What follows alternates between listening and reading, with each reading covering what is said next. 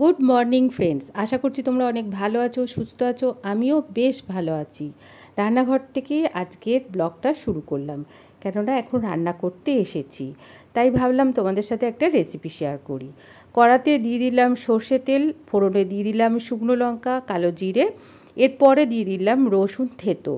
রসুনটাকে একটু থেতো করেছি, কিন্তু একটু গোটা গোটা রয়েছে। এরকমভাবে রসুনটাকে থেতো করে কড়াতে দিয়ে একটু লালচে লালচে হয়ে যাবে। তারপরে দিয়ে দিলাম 3টে মাঝারি সাইজের টমেটো, যেটা আমি অল্প খুব ছোটো কাটিনি, মাঝারিভাবে কেটে নিয়েছি। এখন দিয়ে দিলাম লবণ। লবণটা দিলে তাহলে টমেটোটা খুব তাড়াতাড়ি মজে যাবে। এখন সবগুলো উপকরণ ভালোভাবে কষিয়ে নেব। খুবই কমন একটা রেসিপি, আমি কিভাবে বানাই সেটাই তোমাদের সাথে শেয়ার করছি। দেখবে এক একজনে এক একভাবে বানায়, তো আমি যেইভাবে বানাই সেটাই তোমাদের সাথে শেয়ার করছি। আজকে যেটা বানাচ্ছি টমেটো দিয়ে মুসুর ডাল, তো সেটাই আজকে তোমাদের সাথে শেয়ার করছি। আর দেখবে এই গরমে না একটু টক টক খাবার ভালো লাগে, যদিও টমেটো দিয়ে ডাল খুব যে টক হয় তা না, কিন্তু খেতে অসাধারণ লাগে। তো খুবই ঝটপট হয়ে যায়। এখন হলুদ দিয়ে দিলাম, আর দেখো টমেটোটা আমার একদম গলে গেছে আর বেশ সুন্দরভাবে কষানো হয়ে গেছে। আর এখন হলুদটা দিয়ে আর একটু মিশিয়ে নিলাম।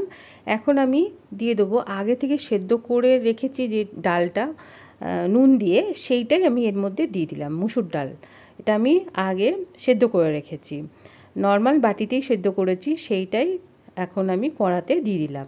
আর একটু জল মিশিয়ে নিলাম। খুব গাঢ় গাঢ় হলে দেখবে ভালো লাগে না, একটু পাতলা পাতলা হলে গরমের দিনে খুব ভালো লাগে এরকম ডাল।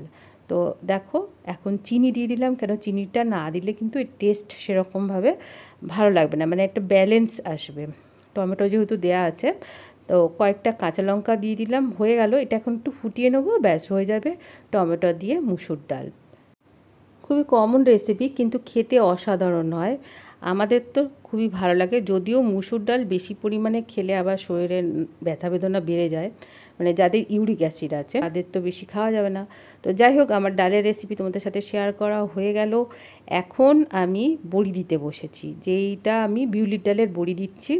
আগের দিনে রাত্রেবেলা এটাকে আমি পেস্ট বানিয়ে রেখেছিলাম, আর জলের মধ্যে ফেলে দেখেছি জলের মধ্যে ভাসছে, তার একদম ফ্যাটানোটা ঠিকঠাক হয়েছে। তো বইটা দিয়ে দিই, বইটা দেওয়ার পর স্নান করে পুজো করব, ব্যাস আমার সকালের কাজ শেষ। সকালের কাজ সেই দুপুরে শেষ হয়, এখন 1:30 বাজে। তো যাই হোক, আমি বইটা দিয়ে ছাদে যাব, স্নান করে ছাদে যাব, বড়ির প্লেট দুটো নিয়ে ছাদে যাব, না প্রচণ্ড রোদ উঠেছে। তো রোদে আশা করছি আজকেই শুকিয়ে যাবে। তো দেখো আমি ছাদে দিয়ে দিয়েছি এই খাটটার মধ্যে। তো আজকের মতন এইটুকুনি। খুব ভালো থেকো, সুস্থ থেকো, টাটা।